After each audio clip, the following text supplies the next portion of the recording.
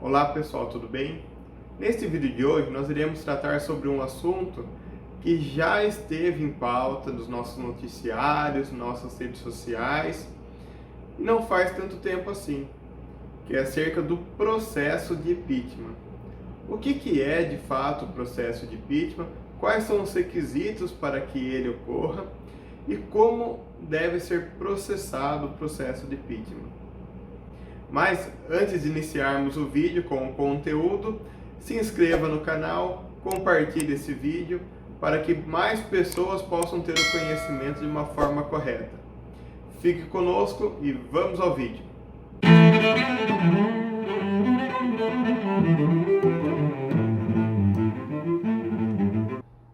Pessoal, o processo de impeachment ele é basicamente instruído quando há o cometimento de um crime de responsabilidade. Mas o que seria o crime de responsabilidade? O crime de responsabilidade ele não é um crime propriamente dito. Ele pode ser uma conduta do agente político que fere algum artigo de lei, que fere alguns dos princípios que a lei do impeachment traz. Como, por exemplo, a lei do impeachment, que é a lei 1079 de 1950, ela traz como crime de responsabilidade a ofensa ao decoro. Só que o decoro, como todos nós sabemos, ele é muito difícil de nós termos uma base, o que seria ofensa ao decoro ou não. É lógico que nós, seres humanos, temos um limite basilar, mas afastar um agente político por supostamente ter ferido o decoro, ele já se assemelha a algo muito grave. Por quê? Porque o impeachment é o processo de afastamento do agente político, como por exemplo o presidente da República, em desrespeito à própria vontade popular. Pois o presidente da República está ali exercendo aquele cargo em função da vontade popular. É por isso que o processo de impeachment, ele é um processo puramente político. Ele não tem muitas vezes uma análise jurídica aprofundada sobre aquela situação. O que se analisa em termos jurídicos é se o processo de impeachment está seguindo os termos da legislação, está seguindo as regras que a lei impõe.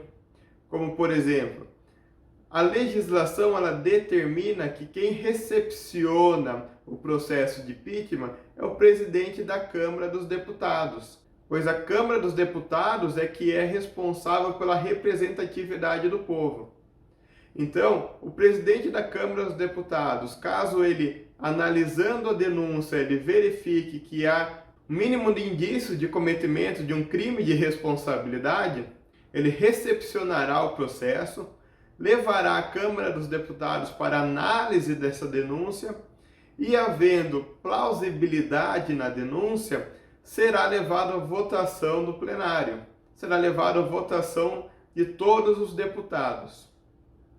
E o processo de impeachment, por ser um processo que ele é extremamente gravoso para uma democracia, ele necessita obrigatoriamente que haja 2/3 dos deputados votando a favor para que seja dado prosseguimento do processo ao Senado Federal. Atualmente a Câmara dos Deputados tem 513 deputados. Ou seja, conseguir 2/3 entre 513 deputados mostra-se praticamente muito difícil. Quer dizer que o presidente da República, ele praticamente nem tem mais força no Congresso, ele nem tem mais força na Câmara dos Deputados para que 2/3 de 513 deputados acolham o pedido de impeachment.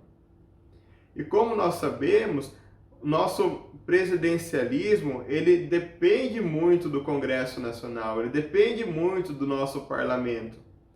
E se 2/3 do Congresso Nacional não estiver com o presidente, muito provavelmente ele não terá capacidade de governar corretamente o país.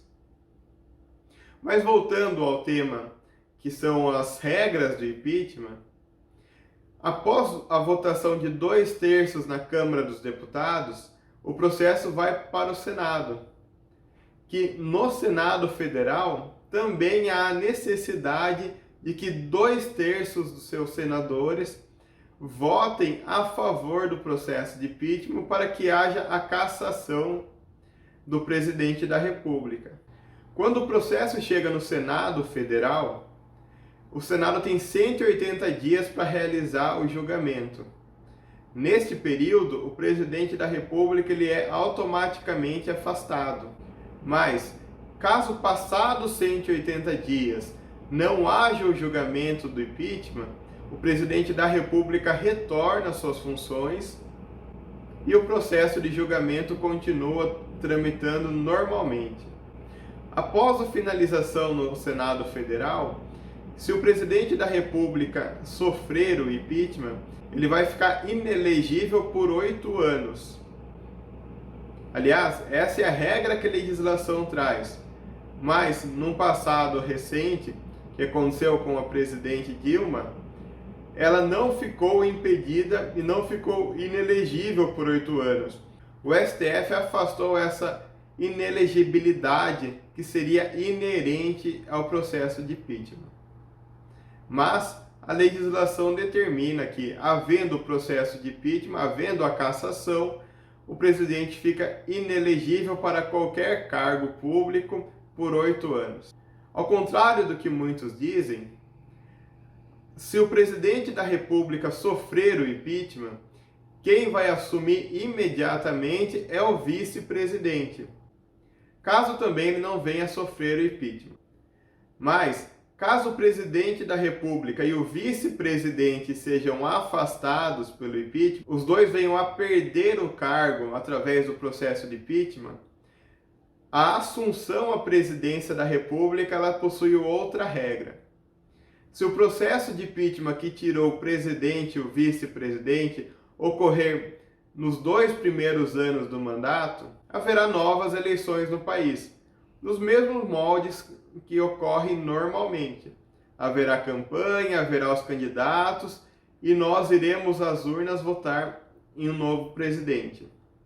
Mas, caso o afastamento venha a ocorrer após metade do mandato, haverá o que nós chamamos de eleições indiretas.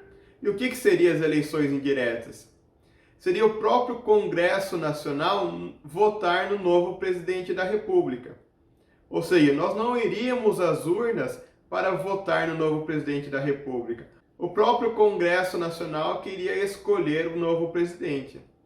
Mas essa situação só acontece no afastamento do presidente, no afastamento do seu vice e se ocorrer após metade do mandato.